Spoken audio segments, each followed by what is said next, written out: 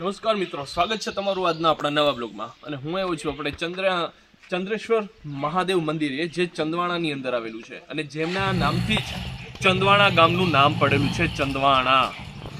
તો આ ચંદ્રેશ્વર મહાદેવ તમે જોઈ શકો છો ટેમ્પલ. આ રીતનું કંઈક આપણે મંદિર જોવા મળે છે અને સાથે અહીંયા આપણે જોવા મળે છે નારણદાસ બાપુની સમાધિ. તો નારણદાસ બાપુ છે, એવું કહેવામાં આવે છે કે એક પ્લેગ નામની એક બીમારી આવી હતી અને બીમારીમાં લોકોને કોઈ ઈલાજ મળતો નહોતો. એવા સમયમાં એ લોકોનો ઉદ્ધાર બન્યા નારણદાસ બાપુ. નારણદાસ બાપુ એ બધી લોકોની બીમારીથી મુક્ત કરતા હતા. અને થયું એવું કે જ્યારે એમની સમાધિ થઈ ગઈ, બરાબર, એમણે જ્યારે સમાધિ લઈ લીધી, અહીંયા મંદિરનું જે સ્થાપના છે ને એ પણ આ નારણદાસ બાપુએ જ કરાવેલું છે. અહીંયા જે જૂની મૂર્તિ હતી, હાલમાં એ મૂર્તિ અત્યારે અહીંયા તમને જોવા નહીં મળે, કેમ કે પ્લેગ ગયા પછી કંઈક નવી મૂર્તિ છે અહીંયા લાવવામાં આવી. અને નવી મૂર્તિ આવી તો હવે લોકોનું કેવું એવું થયું કે હવે જે જૂની મૂર્તિ છે એને સમુદ્રમાં પધરાવી દઈએ. તો એ જે જૂની મૂર્તિ હતી, જેમની સ્થાપના નારણદાસ બાપુએ કરેલી હતી, એને સમુદ્રમાં પધરાવી દેવામાં આવી. અત્યારે હાલમાં એ નવી મૂર્તિ છે, એ આપણે હમણાં થોડીક વારમાં જોશું, એના માટે બના રહેજો.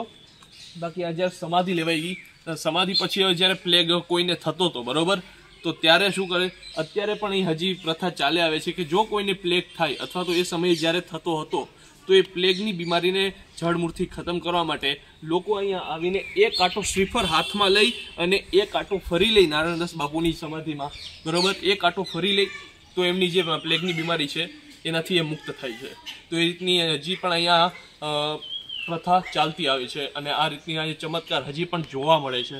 હવે હું તમને બતાવી દઉં, આજુબાજુનો આ જો એરિયો છે એ કંઈક આ રીતના જોવા મળે છે. મોટું અહીંયા આપણે વડલાનું વૃક્ષ જોવા મળે છે અને અહીંયા આપણે આ લોકો રહેતા અહીંયા જોવા મળે છે. પાણીની ઊંચી જે ટંકી છે તે આપણે જોવા મળે છે.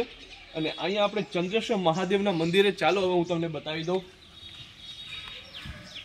તો અહીંયા જે ચંદ્રેશ્વર મહાદેવનું મંદિર છે ત્યાં આપણે જઈએ તો આનું કંઈક લુક છે ને મિત્રો, તમને આ રીતનું જોવા મળશે. તો જુઓ, આ રીતનું અહીંયા લુક તમને જોવા મળે છે ચંદ્રેશ્વર મહાદેવનું. તો ચાલો હવે આપણે અહીંયા અંદર જઈએ અને બાપુની જે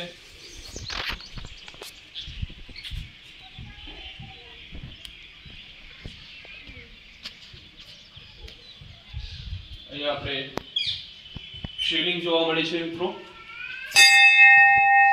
નંદી મહારાજ અને કાચબાના અહીંયા આપણે દર્શન થાય છે.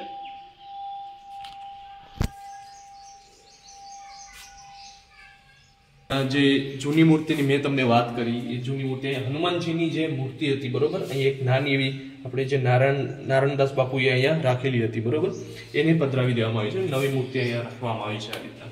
અને અહીંયા જો જે મહાદેવની શિવલિંગ જે ચંદ્રેશ્વર મહાદેવ તરીકે ઓળખાય છે, જેના નામથી આ ચંદવાણા ગામનું નામ પડ્યું છે.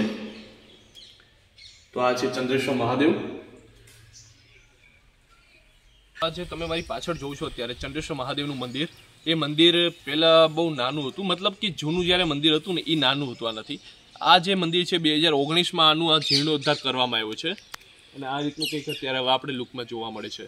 તો મિત્રો, આ જે આપણે તમને આજુબાજુમાં આ સાઈડ હું તમને દેખાડું તો બહુ મસ્ત એવા દ્રશ્યો જોવા મળે છે.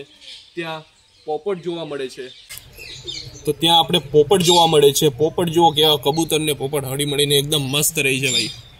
અને આ જ રીતે હવે આપણે એ સાઈડ જોઈએ ને તો ત્યાં આપણે જોવા મળે છે નદી, અને ત્યાં નદીનો પ્રવાહ પણ છે, આપણે ત્યાંથી જોઈ હતી.